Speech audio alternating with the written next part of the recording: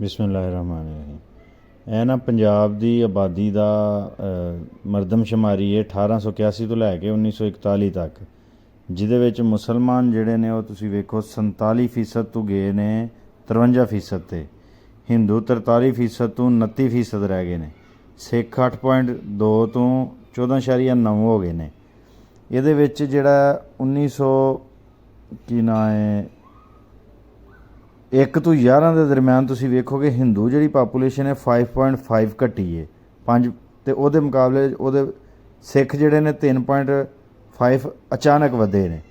ਫਿਰ ਤੁਸੀਂ ਵੇਖੋਗੇ 1900 ਜਿਹੜਾ 21 ਤੋਂ 31 ਦੇ ਦਰਮਿਆਨ ਵੀ 4.9 ਹਿੰਦੂ ਘਟੇ ਨੇ ਤੇ 1.9 ਸਿੱਖ ਵਧੇ ਨੇ, ਤੇ ਐਸੇ ਅਰਸੇ 'ਚ ਮੁਸਲਮਾਨ 1.8 1.5 ਤੇ 1.3 ਵਧੇ ਨੇ। ਕਹਿਣ ਦਾ ਮਕਸਦ ਇਹ ਵੇ ਕਿ ਓਵਰਆਲ ਹਿੰਦੂਆਂ ਦੀ ਆਬਾਦੀ ਘਟ ਰਹੀ ਹੈ। 60 ਸਾਲ ਦੀ ਇਹ ਰਿਕਾਰਡ ਹੈ, 60 ਸਾਲ ਦਾ, ਤੇ ਉਹਦੇ ਵਿੱਚ ਜਿਹੜੇ ਮੁਸਲਮਾਨ ਵਧੇ ਨੇ ਉਹ 83 ਲੱਖ ਵਧੇ ਨੇ।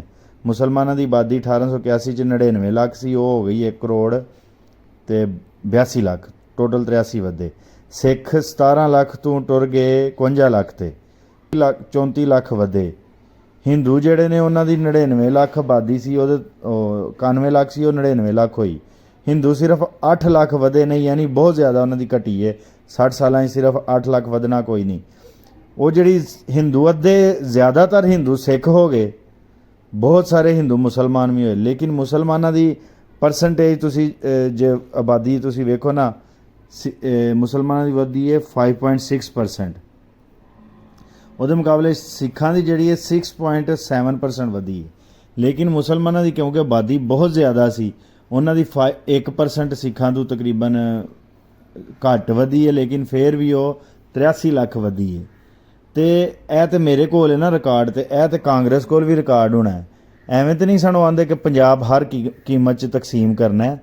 ਪੰਜਾਬ ਦੀ ਤਕਸੀਮ ਦਾ ਸਭ ਤੋਂ ਜ਼ਿਆਦਾ ਨੁਕਸਾਨ ਤੇ ਮੁਸਲਮਾਨਾਂ ਨੂੰ ਹੋਇਆ। 60 ਸਾਲਾਂ 'ਚ ਜੇ ਮੁਸਲਮਾਨ 83 ਲੱਖ ਉਹਨਾਂ ਦੀ ਆਬਾਦੀ ਵਧੀ ਹੈ, ਤੇ ਹੋਰ 60 ਸਾਲ ਗੁਜ਼ਰ ਜਾਂਦੇ ਤੇ ਜਿਹੜੀ 14.7% ਹਿੰਦੂਆਂ ਦੀ ਘਟੀ ਹੈ, ਹੋਰ 60 ਸਾਲਾਂ 'ਚ ਇਹ ਹੀ ਟ੍ਰੈਂਡ ਰਹਿੰਦਾ, ਇਹਨਾਂ ਦੀ 14% ਹੋਰ ਘਟ ਜਾਂਦੀ, ਤੇ ਮੁਸਲਮਾਨਾਂ ਦੀ 83 ਦੀ ਬਜਾਏ 1 ਕਰੋੜ 83 ਲੱਖ ਦੀ ਜਗ੍ਹਾ ਮੁਸਲਮਾਨਾਂ ਦੀ ਹੋ ਜਾਣੀ ਸੀ ਕੋਈ 3 ਕਰੋੜ, ਤੇ ਸਿੱਖਾਂ ਦੀ ਆਬਾਦੀ 51 ਲੱਖ ਦੀ ਜਗ੍ਹਾ ਕਹਿ ਲਓ 1 ਕਰੋੜ ਹੋ ਜਾਣੀ ਸੀ, ਤੇ ਹਿੰਦੂ ਜਿਹੜੇ ਅੱਗੇ ਹੀ 99 ਲੱਖ ਸਨ ਉਹ ਕਹਿ ਲਓ ਅੱਧੇ ਰਹਿ ਜਾਣੇ ਸਨ, ਕੋਈ 30-40 ਲੱਖ ਰਹਿ ਜਾਣੇ ਹਨ। ਤੇ ਪੰਜਾਬ ਦੀ ਤਕਸੀਮ ਦਾ ਸਭ ਤੋਂ ਜ਼ਿਆਦਾ ਨੁਕਸਾਨ ਮੁਸਲਮਾਨਾਂ ਨੂੰ ਹੋਇਆ। 90,000 ਮੁਸਲਮਾਨ ਔਰਤਾਂ ਅਗਵਾ ਹੋਈਆਂ, 20 ਲੱਖ ਪੰਜਾਬੀ ਕਤਲ ਹੋਏ, ਉਹਦੇ ਵਿੱਚ 15 ਤੋਂ 16 ਲੱਖ ਮੇਰਾ ਖਿਆਲ ਮੁਸਲਮਾਨ ਹੋਣੇ ਨੇ। ਮੇਰੇ ਕੋਲ ਐਗਜ਼ੈਕਟ ਫਿਗਰਸ ਨਹੀਂ ਹੈ, ਉਹ ਵੀ ਕਿਸੇ ਦਿਨ ਕੱਢਾਂਗੇ। ਅਕਸਰੀਅਤ ਮੁਸਲਮਾਨ ਪੰਜਾਬੀਆਂ ਦੀ ਕਤਲ ਹੋਈ, ਤੇ ਪੰਜਾਬ ਦੀ ਤਕਸੀਮ ਦਾ ਸਭ ਤੋਂ ਜ਼ਿਆਦਾ ਨੁਕਸਾਨ ਤੇ ਸਾਨੂੰ ਹੋਇਆ। ਤੇ ਕਾਂਗਰਸ ਆਂਦੀ ਸੀ ਤਕਸੀਮ ਪੰਜਾਬ ਨੂੰ ਜਿੰਨੀ ਦੇਰ ਨਹੀਂ ਕਰਨਾ ਉਨੀ ਦੇਰ ਜਿਹੜਾ ਨਾ ਮੁਲਕ ਤਕਸੀਮ ਨਹੀਂ ਕਰਨਾ। ਤੇ ਮੁਲਕ ਜਿਹੜਾ 1946 ਦੇ ਵਿੱਚ ਜਿਹੜਾ ਕਾਇਦੇ ਆਜ਼ਮ ਨੇ ਤੇ ਮੰਨ ਲਿਆ ਸੀ ਕੈਬਨਿਟ ਮਿਸ਼ਨ ਪਲਾਨ ਨੂੰ ਕਿ ਨਾ ਕਰੋ ਤਕਸੀਮ, ਮੁਲਕ ਨੂੰ ਇਕੱਠਾ ਹੀ ਰਹਿਣ ਦਿਓ। ਨਹਿਰੂ ਨੇ ਪ੍ਰੈਸ ਕਾਨਫਰੰਸ ਕਰਕੇ ਕੈਬਨਿਟ ਮਿਸ਼ਨ ਪਲਾਨ ਨੂੰ ਫੇਲ ਕਰ ਦਿੱਤਾ। ਤੇ ਇਹ ਜਿਹੜਾ ਡਾਟਾ ਮੇਰੇ ਕੋਲ ਹੈ, ਡਾਟਾ ਤੇ ਕਾਂਗਰਸ ਦੀ ਲੀਡਰਸ਼ਿਪ ਕੋਲ ਵੀ ਹੋਣਾ। ਉਹਨਾਂ ਨੂੰ ਨਜ਼ਰ ਆ ਰਿਹਾ ਸੀ ਕਿ ਮੁਲਕ ਤਕਸੀਮ ਨਾ ਹੁੰਦਾ ਤੇ ਪੰਜਾਬੀ ਮੁਸਲਮਾਨਾਂ ਦੀ ਆਬਾਦੀ ਬਹੁਤ ਤੇਜ਼ੀ ਨਾਲ ਵੱਧ ਰਹੀ ਹੈ ਔਰ ਸਿੱਖਾਂ ਦੀ ਵੀ ਵੱਧ ਰਹੀ ਹੈ, ਸਿਰਫ ਹਿੰਦੂਆਂ ਦੀ ਘਟ ਰਹੀ ਸੀ, ਤੇ ਸਾਨੂੰ ਤੇ ਸਿਰਫ ਨੁਕਸਾਨ ਹੀ ਹੋਇਆ। ਤੇ ਇਹ ਜਿਹੜਾ ਇਹ ਆਰਗੂਮੈਂਟ ਦਿੰਦੇ ਨੇ ਕਿ ਤਲਵਾਰ ਦੇ ਜ਼ੋਰ ਤੇ ਮੁਸਲਮਾਨ ਹੋਏ ਨੇ, 1881 ਤੋਂ ਲੈ ਕੇ 1941 ਤੱਕ ਕਿਹੜੀ ਤਲਵਾਰ ਸੀ ਮੁਸਲਮਾਨਾਂ ਦੇ ਕੋਲ ਜਾਂ ਸਿੱਖਾਂ ਦੇ ਕੋਲ ਜਿਹੜੀ ਇਹਨਾਂ ਦੀ ਆਬਾਦੀ ਵਧੀ ਔਰ ਹਿੰਦੂਆਂ ਦੀ ਘਟੀ ਹੈ? ਇਸ ਗੱਲ ਦਾ ਜਵਾਬ ਦਿਓ।